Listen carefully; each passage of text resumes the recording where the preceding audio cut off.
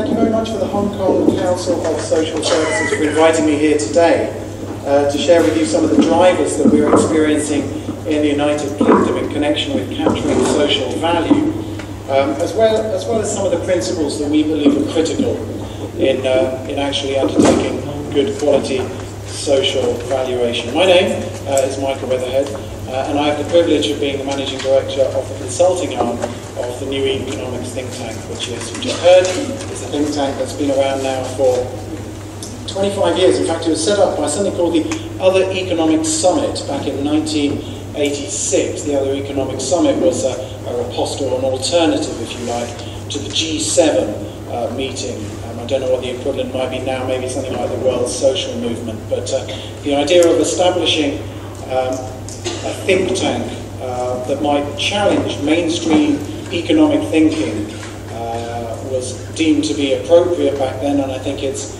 even more appropriate now, particularly in the current economic situation that we find ourselves in. The three key goals of the New Economics Foundation are around advancing economic well-being, environmental sustainability, and social justice. And as was just mentioned there, what we try and do at NEF Consulting is to take a lot of that thinking that the think tank, a lot of those ideas that the think tank creates, and actually turn them into practical, useful tools, approaches, economic literacy tools perhaps, or social valuation methodologies or approaches, or very often community-driven approaches to actually help achieve these goals. Now, NEF's been involved over its 25-year history in a lot of ideas that have come out. Corporate social responsibility, by no means the only one, but over the years, a lot of those ideas tend to have walked out of the front door, and others have made sort of considerable money off the back of them. And I think as a charity, the New Economics Foundation thought a few years ago, well, hold on a second, we're a charity, like many organisations I think here in the room today. We always have a black hole in the centre of our finances. Perhaps we can actually make better value of the ideas that we create. So hence NEF Consulting was created, and a number of the key areas that we work with private, public and community sector organisations, and a large part of that work is around both training but also offering consultancy services in the area of social valuation, hence I'm here today. But that's really enough about the New Economics Foundation. Firstly, I really wanted to talk to you a little bit about, well, the driver that has got us, the New Economics Foundation, interested in the area of social valuation. And for us, the key driver is really a belief that to understand social valuation measurement better, we need to address three key problems with measurement. The first of those is financial measurement. We believe this is a limited measure of value. So, for example, our financial and economic measures, well, they've not exactly served us well of late. They've not helped us to truly value the things that matter to us as individuals and societies. In the case of GDP, gross domestic product, we treat it as an objective and a rigorous measure of progress, when in actual fact it's a very poor indicator of progress and value. In fact, it was never really designed, and this was by those who actually came up with the original national account, Simon Kuznets et al., economists from the previous century, that this should be the defining measure of progress, and yet it has remained with us after the Second World War as the yardstick by which countries define how well or not they're doing. We're saying that that is not sufficient to really understand how a society is progressing. Now, this issue around financial and economic measures can be extended further. It points us to a second problem we have with measurement, and that is that we often measure those things that are easy to measure. Now, these can be financial, but also they could be just things that are easy to count. For instance, the number of times one visits their GP, their general practitioner or doctor, rather than understanding whether or not someone is healthy. Now, the problem with measuring things that are easy to count is that they are often the things that we get stuck into a bit of a vicious cycle. We tend to measure the things which are easy, but those are the things that get counted, and those are the things for which resources are allocated to. And that doesn't always result in the things that we care most about getting included in the allocation of resources or the decisions that we want to be made. But there's also a third problem, and that is that we often think that outside of the charity sector, particularly in the UK, stakeholders are often left out of the decision-making process. So, for example, the government might look at the effectiveness of residential care for looked after children, but it might not actually involve the children in actually understanding what is important to them, what is socially valuable to them, not including them in the process. And this can have two negative effects. This can result in things that matter most to stakeholders being left out of the equation, but it can also lead to them being misrepresented if their voices are not heard. So this is really a critical problem with social valuation. So common currencies. Financial accounting has been around for really quite a long time, a few hundred years. So they've had a chance to really get quite good at what they do. It's not to say that it's done perfectly by any means. But the thing which has helped financial accounting move forward to be a useful tool, a useful management tool in understanding whether or not businesses are healthy or not, is that they have a common currency. They have a common currency which allows people to speak the same language in the area of financial accounting. In terms of environmental accounting, well, that's starting to become more mainstream, and with the market price for carbon, we're starting to get there a common currency as well. Now, that's by no means perfect. Things like biodiversity are not included yet, and no real understanding or a true understanding of the value of that is included, but it's starting to move forward. Oops. Sorry, we're going backwards. Let's try and do this one. However, the social sphere doesn't have a common currency, and this was something that I heard from a government representative at a conference I was at just last month. The reason, and this was, it was the third sector, which is the NGO sector, as it's called in the United Kingdom. The main reason this government representative was saying that your voices are not being heard as well as they should be is because you don't have a currency, you don't have a common currency with which you can talk about the impact that you make. So this is one of the key reasons that we are continuing to try and advance good, high-quality social valuation approaches and techniques in order to create a sort of a common language, if you like, and a language which will allow the social to be represented as strongly as the economic and the environmental. But a little bit about the drivers for social reporting in the United Kingdom. And those drivers have really been with us now for about 30 odd years. Since the 1980s, so this is before the last Labour government, where a lot of people thought that this was a large push for improving social reporting. Since the 1980s, the public sector has been continuously remodelled in the quest for greater value for money. Private sector performance management culture has been injected into the public sector, and a focus on commissioning for results has become increasingly central. Now, coupled with that, and that's only become more and more sort of a stronger driver, coupled with that has been impact funders and social investors coming into the scene. So there's a growing movement since the 1990s of funders, variously called impact funders, venture philanthropists, or just philanthropists. Many bring a private sector rigour to setting goals, monitoring performance and measuring social impact. They want evidence that their funding is transforming the lives of beneficiaries, often on a big scale. More recently, social investment has become an important driver of change as more and more social investors attempt to assess the social return on their investments. Coupled with impact funders are social entrepreneurs. A global movement, in fact, of social entrepreneurship has begun to mature, applying entrepreneurial skills to improve social returns in a wide variety of contexts, from local communities, social businesses, and a variety of partnerships and joint ventures. The leading social entrepreneurs are trying to create large-scale change in society, and many want evidence to show that they are achieving it. Now, in the last decade or so, there's been a couple of further drivers pushing social valuation methodologies in the United Kingdom. One of those is something called the Public Benefit Reporting Requirement. This was introduced in April of 2008 by the Charities Commission and requires all registered charities in the UK to include in their trustees' evaluation reports two things.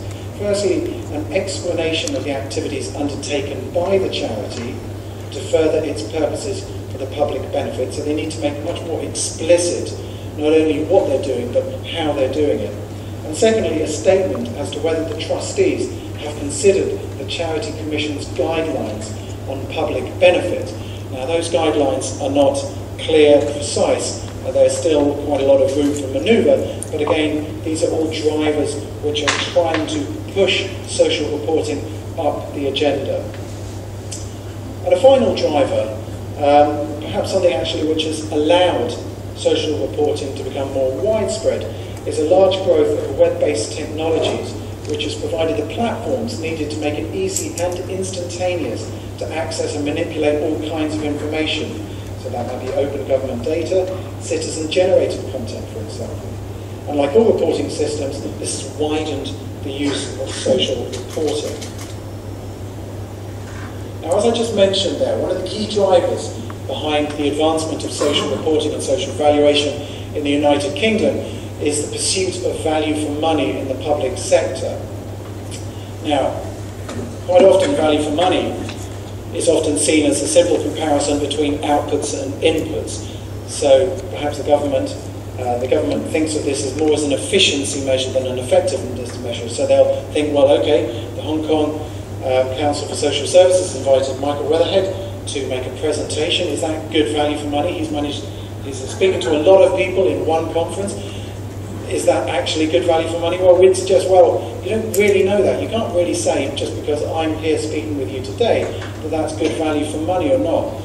We'd perhaps suggest that real value for money is understanding what the impact of me speaking here today is. So what change in your lives this is having.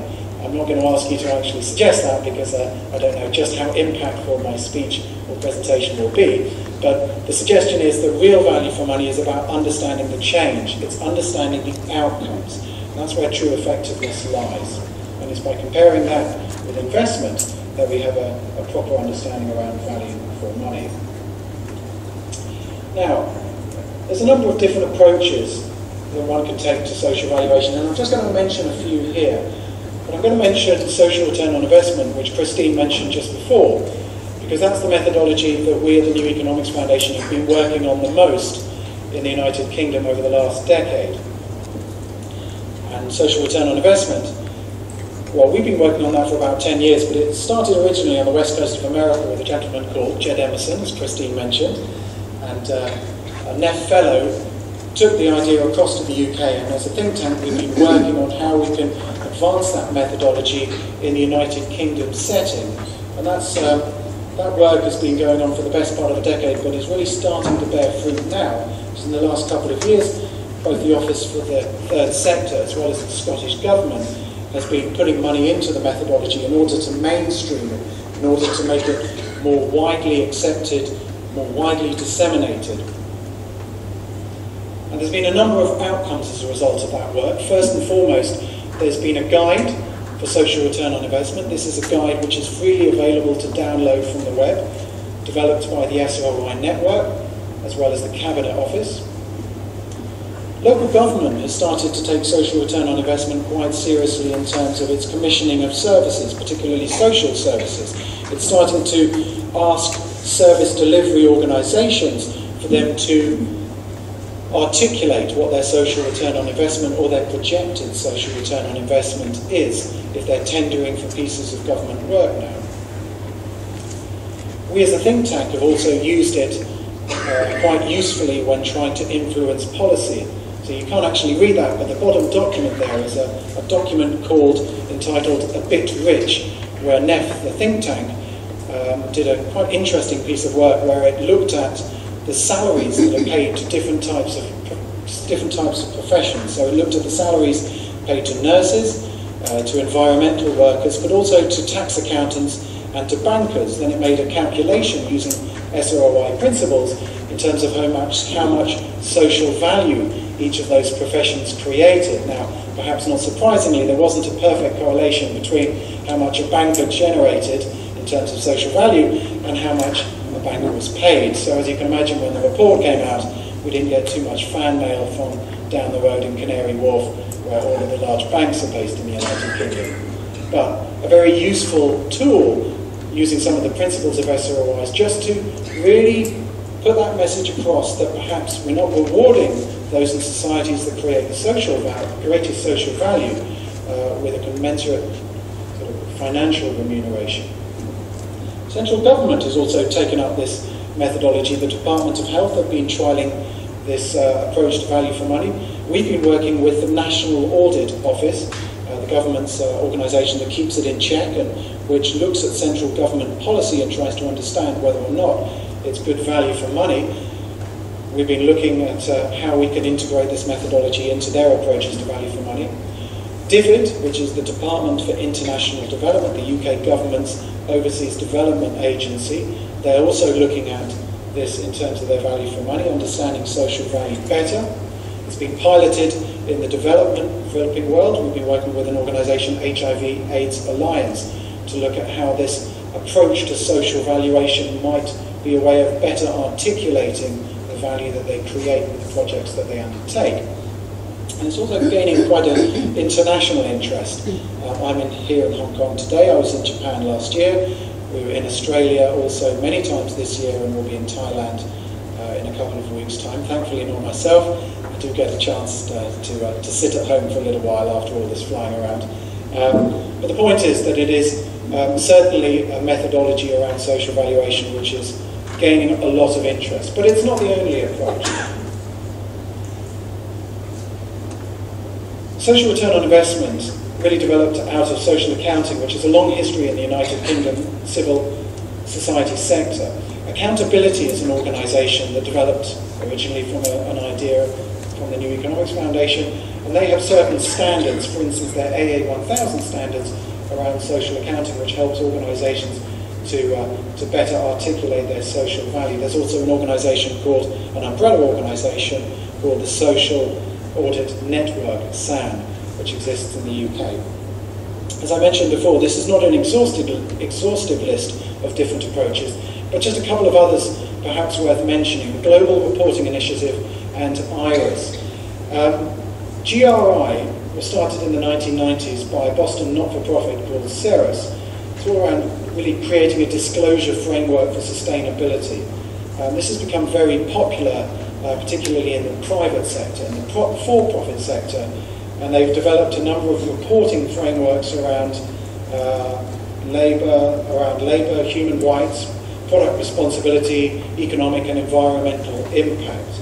And it's built really these standards from bringing a lot of academics together, a lot of different members of civil society, business, labour, academia, professional institutions. I think a lot of their information and materials, just like social return on investment, are freely available on the web. IRIS is a standards organisation. It's more recent than GRI. Really looking at piloting fully their standards next year. So integrated reporting is around demonstrating the linkages between an organisation's strategy, governance and financial performance and the social, environmental and economic context in which it operates. So perhaps a little bit wider than, say, social return on investment, although social return on investment is meant to be a triple bottom line approach, even if it doesn't include the words economic and environmental in its title. But those are just some of the different approaches one can take to understanding social valuation. Some appeal more to the not-for-profit sector, some to the profit sector. I just wanted to focus in a little bit about SROI principles, and I don't want to be looking like I'm simply banging the drum for social return on investment here today, because I'm not. I believe that a lot of the principles that social return on investment suggests are really best practice principles for doing good quality social evaluation. So firstly, and this was mentioned to me before, and it's certainly one of the key principles for social return on investment, is involving stakeholders, understanding the way in which organisations create change through a dialogue with their stakeholders. We find this absolutely critical. Whenever we conduct social return on investment, we always encourage pulling together all of the stakeholders who are involved in any investment, any intervention, any activity. By pulling them together, you actually understand much more clearly, really in a much more rich way, the true story of what's actually taking place. Understanding what changes, acknowledge and articulate all the values, objectives, and stakeholders of the organisation before agreeing which aspects of the organisations are to be included in the scope, and determining what must be included in the account in order that stakeholders can make reasonable decisions. By another word, we would call this theory of change. We would suggest that a theory is developed against which an evidence base is built. Value the things that matter. Now, this is perhaps where social return on investment might differ from certain other social valuation approaches, in that it tries to place a financial value on the social and the environment, as well as the economic. In effect, trying to bring them all into a common currency, bringing them all onto the balance sheet so you can compare one with another. Quite a controversial approach, but one which attempts to bridge the gap between perhaps the social sphere as well as the economic sphere. Only include what is material. Materiality, a term taken from accountancy. So what we're saying here is we need to include what is significant, but we need to be brave enough to exclude perhaps some part of the analysis which, if we left it out, would not have a material or a significant impact on our findings, on our decision making. Do not overclaim. This almost feels like a sort of thou shalt not overclaim type statement. So often I've read and I've seen social valuation or social evaluations where they suggest that we've changed the world. Well, yes, you've done some really good work, but we need to really understand perhaps some of the other partners that were involved in helping achieve that change. We also need to understand whether or not some of that change might have taken place anyway. We devalue our case if we claim that we've changed everything all by ourselves. Transparency. Now, we make no apologies for suggesting that in social valuation, good social valuation approaches, you need to make judgments, and often you need to make subjective judgments. There's nothing wrong with that. Good quality professional judgments are as big a part of economic decision making, and you can take this from me. I call myself a recovering economist. I used to be a more conventional economist in a previous life, and even in really quite conventional economics, you still need to make judgments whenever you're conducting a piece of analysis. But critical is being transparent about those judgments. And finally, in the seventh principle, is verifying the results. This might be something akin to a peer review process in academic circles. Get other people to look at the work that you're doing. Get them to verify that the approaches you've taken, that the judgments you've made stack up. Because all of these principles, again, will make your case stronger. So those are the principles.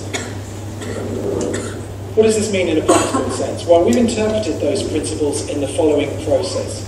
So if we were conducting, say, a social valuation, a social return on investment, what we might do is firstly engage stakeholders to identify outcomes. So that's very much that idea of building a theory of change, building it together with those people who are likely to be impacted as a result of your intervention. Those are the people who you can ask the question. Those are the people who know what is valuable to them, and it's so critical to really understanding what matters most to them.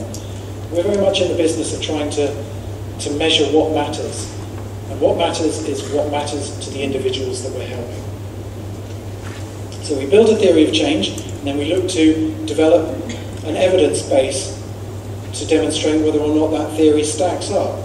So we look to collect data not only on the outcomes that we've identified, so we develop indicators, but also around that principle of do not overclaim. So that word deadweight, that's another word for the counterfactual, what would have happened anyway. Also thinking about attribution, are there other people who we need to take into account when thinking about this analysis? And also displacement, are we simply just taking something which was already good and destroying it as a result of our intervention? We also need to think about how long the positive impact of our intervention might last, as well as how much it might drop off in the future. We would then model and calculate, so we would take some of those social outcomes, for instance, improvements in well-being, physical health, mental health, place a financial value on them, and actually calculate, model them in a cost-benefit type approach, before ultimately reporting on them. Now this process is really quite similar to a social impact assessment framework that was shared with me before I came here from a Hong Kong perspective. And if we go through this process, you'll see that we're seeing really quite similar processes, also processes which match the principles that I had up a couple of slides ago. So identify linkages between inputs, outputs, objectives and aims. Well, that's very much developing a theory of change. Identifying stakeholders for inclusion in the assessment, involving stakeholders.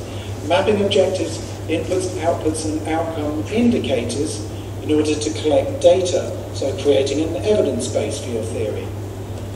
Quantifying social impact outcomes. Now, whether or not you place a financial value on them, that's not an essential thing, but actually putting those words into numbers is a critical part of a methodology, and then turning those numbers back into words by feeding back to the organisation.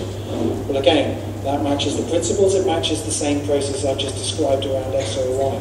So it would suggest that certainly from what I've seen around Hong Kong social impact assessments, they're very much in line with SOI principles of how we might conduct a social return on investment in the UK.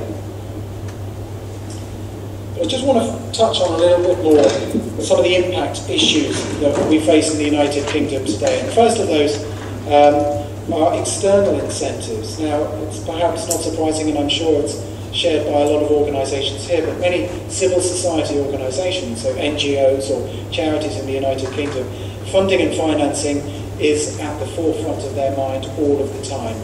And as I mentioned, some of the key drivers ever since the 1990s have been not only the public sector, but private individuals who are looking to invest in the social sphere, but are looking or demanding for a much clearer evidence base. So this is one of the reasons why social valuation, I think, is only going to become a higher priority for organisations. But there's also internal incentives. There's an emergent culture amongst many civil society organisations in the UK, which is driving a desire to make more transparent what we do as an organisation, to actually be proud of that, but actually to make that known, more clear. However, there's still a couple of questions. While there's a greater demand for social reporting in the United Kingdom, there's not been a commensurate increase in the funding available to actually do that social reporting. This is always an issue. This is always something that organisations are saying, well, yes, you're wanting us to report on social value, but you're not actually creating any extra funding for us to do that. So that's always a tension. That's always a question for organisations in the UK. But the other question is also around, do organisations have the necessary skills? And not only organisations, but also perhaps the commissioners who are actually commissioning for services. Do they know what they're asking for? Do they understand the outcomes which are valuable to the beneficiaries that they're representing? These are all issues that are features of civil society organisations today in the United Kingdom. These are all pressures that we're thinking about around social valuation. But just looking forward a little bit to the future. So just a couple of, or just four sort of areas where I think social valuation is going to develop, certainly in the United Kingdom. And firstly, it's a growing emphasis on social value, and that's particularly pertinent of late. There's a private members' bill, which means that there's a parliamentarian in the UK government who's been pushing a social value bill, which suggests that the National Health Service and all local councils should be required to understand the social value that is created by any organisation that is attempting to sell a service to them, getting away from the concept of the lowest price is the best value. And this theme has also been taken up recently at the European Parliament level, so the European Commission are also becoming more and more interested in understanding what is the true social, economic and environmental impact. So I think these things are only going to become more prominent going forward. But there's a few others that I wanted to just sort of briefly talk to you about today, and I know that my time is sort of up, so I shall sort of push on through with these. Firstly is common outcomes frameworks. When I mentioned earlier on in this presentation that the social side was suffering in comparison to the economic and the environmental because there was a lack of a common currency, well, one of the key criticisms that has been put forward is that many different organisations measure many different outcomes. So there is a desire, there is a push at the moment within government to create common outcomes frameworks. So for a particular sector, so in this example, say for instance in the HIV/AIDS sector, the whole sector coming together, identifying common outcomes by which all organisations that supply services to support this sector are measured against in order to create a degree of consistency. This is certainly a recommendation that has gone to DFID. It's certainly an approach that is being adopted by UK local authorities at the moment. Social impact bonds is also something which is a hot topic in the United Kingdom, and this is connected very much to the concept of payment by results, certainly which the UK government is getting very interested in. Now, social impact bonds is a way of introducing private financing into the social sphere, whereby private investors can in fact invest their money and expect to get a social return, but that social return is based on the achievement of certain specified social outcomes. Now, this is being piloted in the prison rehabilitation sector in the United Kingdom at the moment. It's quite small, but there is a lot of excitement being generated. I have my reservations about this approach, personally, partly because, as I mentioned before, that issue of attribution. Often if one organisation is being measured by their results, and other organisations which are critical to achieving that outcome are not, then the incentive system is skewed. And I think we're already seeing organisations which need to work together not working together in the same way because their incentive reward mechanisms are different. Anyway, it is being tested, and I suspect it will probably be trialled in other areas. I think adult social care is possibly the next one on the agenda for payment by results. One thing I would just mention here is that social impact bonds and the whole idea around payment by results is not what I would consider a full social valuation, because we're not looking to capture here the social value necessarily to the end beneficiary. What the government is interested in here is how much potential cost savings, efficiency or cash savings the government might receive in future years. So for instance, if there has been a successful prisoner rehabilitation programme, by how much might the government look to save money in the future, either in terms of that person not going back to jail, or the person moving into employment and therefore contributing taxes and reducing their benefits. So it's very much around what is the return to government, which is perhaps more narrow a focus than social return on investment, which is looking at the return to a range of stakeholders, understanding and valuing the value to the end beneficiary as an intrinsic value, a value worth measuring and recognising, not just because there's a cashable saving for the government at the end. And social return on investment, and we do think this is a useful framework, because those principles I mentioned before are really a framework for asking the right questions for organisations around, are you doing good social valuation? And we think it stacks up as a methodology, and we think it's going to continue to grow as an approach because of its focus on outcomes. The fact that it values traded and non-traded outcomes. We suggest that by failing to monetize non-traded outcomes, it's effectively giving those values a zero. It's not a perfect approach, but it's ineffective. You're not recognizing it, you're not counting it, potentially you're not going to allocate resources to it. Critically, it's stakeholder informed.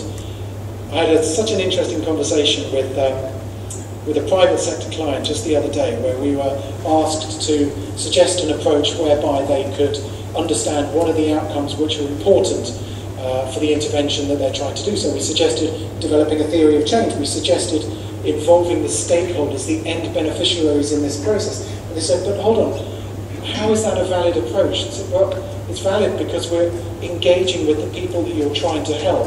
It's valid because understanding the value to them is what matters. And fascinating that they just couldn't grasp this concept, that actually the end beneficiaries, the people that we were trying to help, helpless individuals. They are actually people with assets who could tell you the story as it should be told. Fascinating that that mindset still exists, but I'm sure that many of you come up against that in your own professional work. But also finally, rigor and transparency, and this is critical to any good social valuation. You need to be confident that you can put your assumptions on the table and say, these are my assumptions, please look at them. Don't try and hide it away. We need to be rigorous and transparent. So those are some of the issues, I think, which are going to be features of the social valuation landscape, certainly in the UK in the future. But just before I finish, a couple of reasons why there's a good reason for doing it right. What is the value of doing it right? Well, firstly, we find that it motivates and inspires frontline staff tremendously. And a really nice example of this was when I worked with a local council in an employment support program. And they were only measured traditionally on certain things, getting people into jobs, but they were never measured on the things which were important to the individuals that they were helping and which were part of the journey for getting people into work. And that was around helping their self-confidence, improving their self-esteem, their motivation.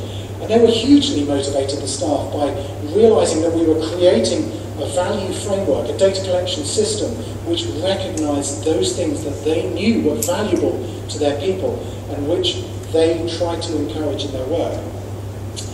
It can also save staff time. If you come up with a consistent set of outcomes, you have a position where you can share that with many funders and try and get away from, and this is a big problem in the United Kingdom, having many different funders requesting many different pieces of information of you, and you end up spending all of your time just answering each of those different funders differently.